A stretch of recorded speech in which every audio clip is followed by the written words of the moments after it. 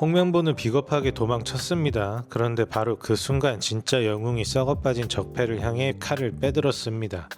지금 대한민국 축구계 발칵 뒤집혔죠. 그냥 뒤집힌 정도가 아니에요. 참담한 경기력, 온갖 추문, 밀실 행정으로 얼룩진 대로 얼룩진 한국 축구, 그 끝없는 비극 속에서 정말 아무도 예상 못한 반전이 터졌습니다. 바로 해버지 박지성 국제축구연맹 피파 분과위원회 위원, 이 사람이 K축구혁신위원회 공동위원장직을 정식으로 수락했다는 초대형 속보가 전해진 겁니다.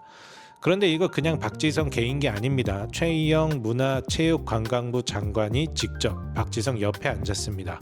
공동위원장이죠. 정부가 진짜로 전면에 나선 거예요.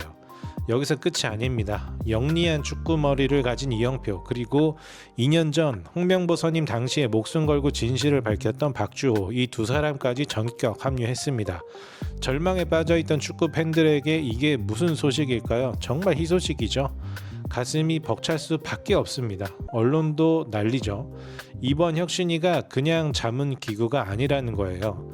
박지성이라는 글로벌 행정가가 직접 메스를 들었다는 것은 대한민국 축구판 전체를 뒤흔들 거대한 지진이고 부패 카르텔을 향한 선전포고다. 네, 저도 같은 생각입니다. 댓글창은 이미 축제 분위기입니다. 드디어 정의가 구현되는 거냐?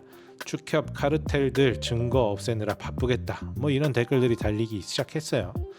대체 이 K축구혁신위원회 뭐길래 이렇게까지 난리인 걸까요? 며칠 전에 국회에서 진종호 의원이 이런 말을 했어요. 멕시코 전에 라커룸에서 손흥민이 흔들리는 팀 분위기를 잡으려고 후배들을 다독이고 있었대요. 여기까지는 평범합니다. 주장이 할 수 있는 일이니까요. 그런데 진종호 의원의 주장에 따르면 홍명보는 이게 그렇게 꼴보기 싫었나 봐요. 홍명보가 손흥민이 이렇게 얘기하고 있는데 와서 그랬대요. 손흥민한테 너 지금 무슨 얘기를 하고 있냐? 손흥민이 답했답니다. 선수들과 경기 관련해서 피드백을 나누고 있습니다. 이렇게 말이죠. 그런데 그걸 듣고 홍명보가 그랬대요. 그걸 왜 네가 얘기해? 내가 얘기해야지. 얼굴을 붉히면서 말이죠. 다시 한번 말씀드리지만 이거는 진종호 의원이 얘기한 겁니다. 홍명보 감독이나 협회의 공식적인 반박은 아직 안 나왔어요. 하지만 이 정도 수위의 얘기가 국회에서 나왔다는 것 자체가 지금 축구계 분위기가 어디까지 와 있는지를 보여준다는 겁니다. 여기서 하나 더, 이 주장이 사실이라면요, 다음 경기의 스타팅 멤버, 즉 손흥민과 이재성이 벤치에 앉았던 그 신박한 구성, 이게 진짜 우연일까요? 여러분의 판단에 맡기겠습니다.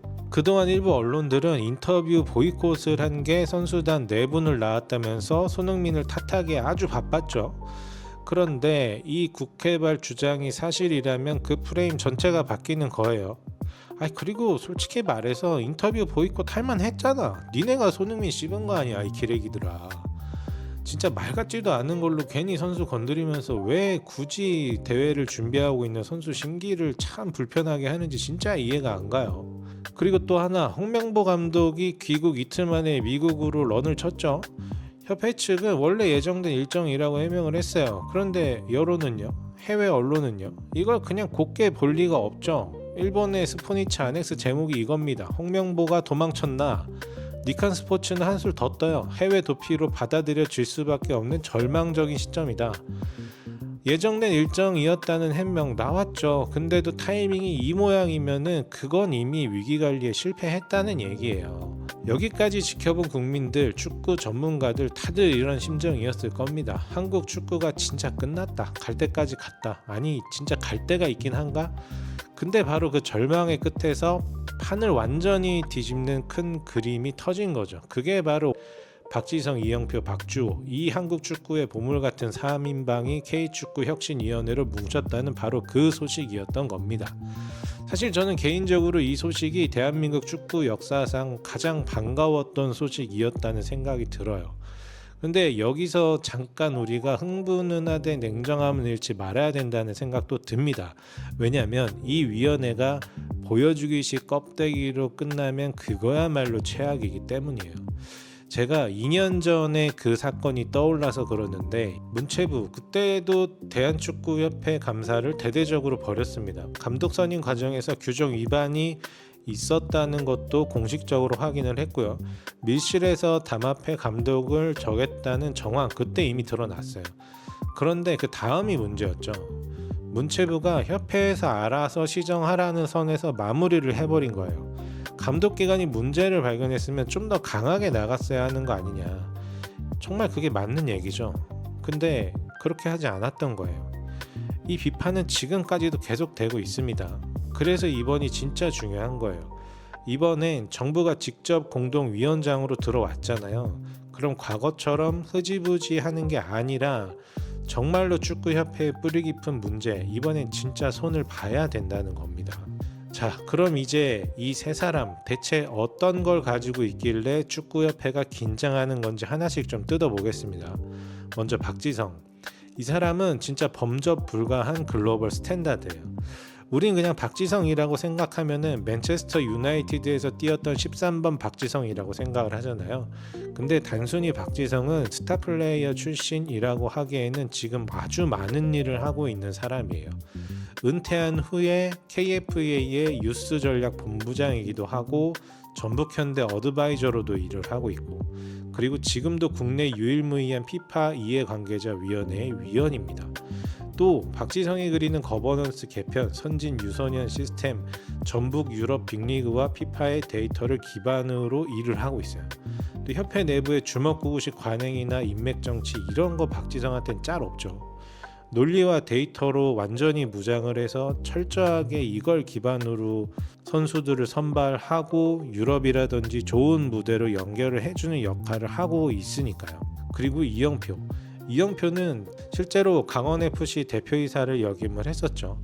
이걸 왜 되게 중요하게 보냐면 당시에 강원FC가 그렇게 살림이 좋지 못했어요. 근데 이영표가 강원FC 대표이사를 역임을 하면서 K리그 전체 구단 중에 자체 운영 수익률 1위를 찍었었습니다. 전 이거 굉장히 좀 중요하게 봤던 지표인데, K리그 시 도민구단 환경에서 밑바닥 살림부터 스폰서를 유치하고 예산을 집행하고 행정 실무까지 직접 다 총괄을 했던 거예요.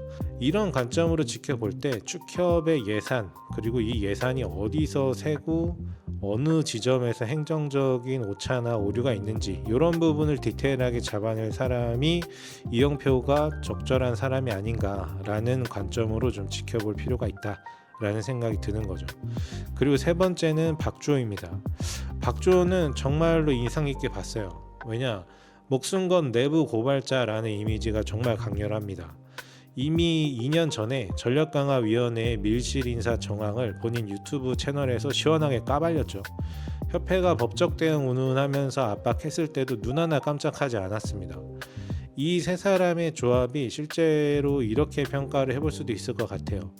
박지성은 굉장히 큰 비전을 가지고 좋은 선수들을 발굴하고 좋은 무대로 연결해주는 역할을 할 수 있고, 이영표는 미시적인 행정력을 보여줄 수 있을 것 같아요. 또 박주호는 타협 없는 전투력을 보여줄 수 있죠.